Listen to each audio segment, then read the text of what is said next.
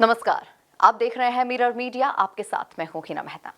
बागमारा के छाताबाद में भूधसान के बाद ग्रामीणों का खुद आंदोलन में बदल चुका है। 7 अगस्त को छाताबाद फुटबॉल ग्राउंड के समीप हुए भूधसान में दर्जनों घर जमींदोज हो गए। किसी का आशियाना छीना तो किसी के सामने जिंदगी भर की जमा पूंजी बचाने की चुनौती खड़ी हो गई।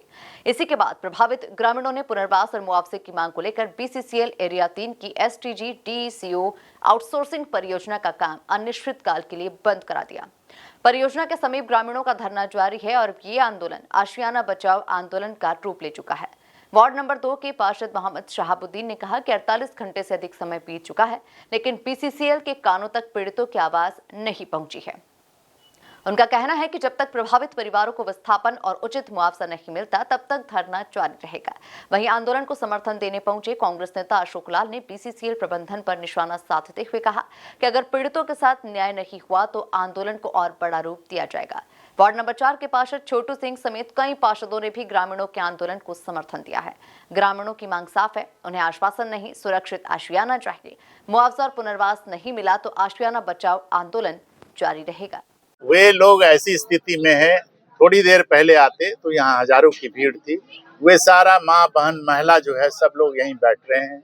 लोग मोहल्ले टोले में जो है सहारा ले रहे हैं, किसी गली में बसेरा कर रहे हैं, किसी झोपड़ी में कर रहे हैं। आप सोच लीजिए कि बीसीसीएल के द्वारा एक कैंप भी नहीं लगाया गया है, तत्काल राहत के लिए भी जो है उनको नहीं लगाया गया है। और बीसीसीएल को जब 250 आदमी का खाना बोला गया था तो उसमें 50 आदमी का खाना आ रहा है।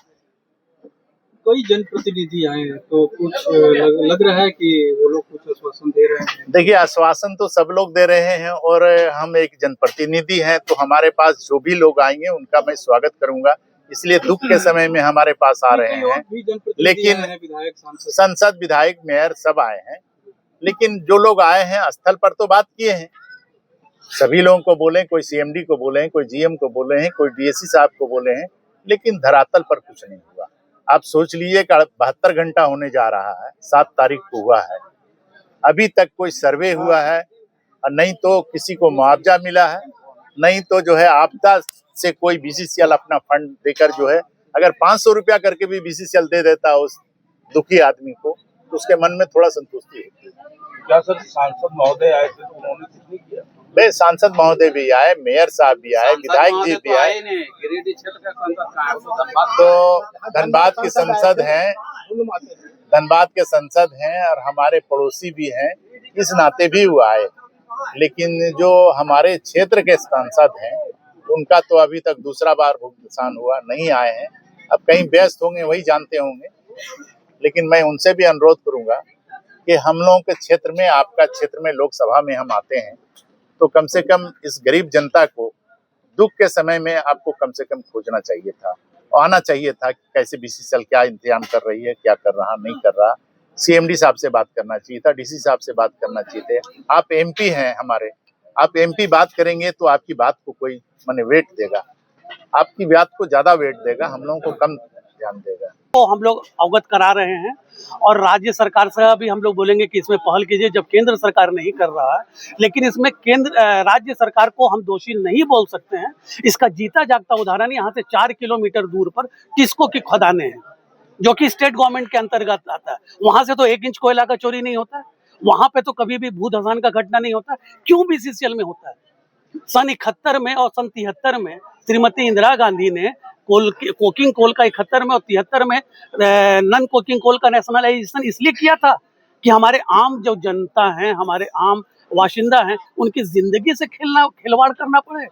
ये बीसीसीएल को जागना होगा और अगर ये लोग नहीं जागेंगे तो ये आंदोलन एक बहुत बड़ा रूप लेगा और इसमें जो भी कुर्बानी देने की नौबत आएगी, हम लोग इस कुर्बानी से पीछे नहीं। सबसे पहला तो है, देखिए अभी हम आए हैं, हमारे यहाँ के जो पार्षद हैं शहाबुद्दीन जी, उनके साथ में भी कॉरेस्पॉन्डेंस हुआ है। तो मेरा कोई भी मांग अभी हम इस तरीके से नहीं कहेंगे जब तक कि हम उनसे पूरी तरीके से न देख लें। लेकिन जो भी मांग है वो हमारे यहाँ के लोकल बाशिंदा के बेहतरी के लिए है। कंपनसेशन मिलना चाहिए इनको अगर ज़रूरत हो तो बीसीसीएल अपने खर्चे पर अन्यत्र कहीं बसाए, उनके रोजी रोजगार का मुहैया कराए।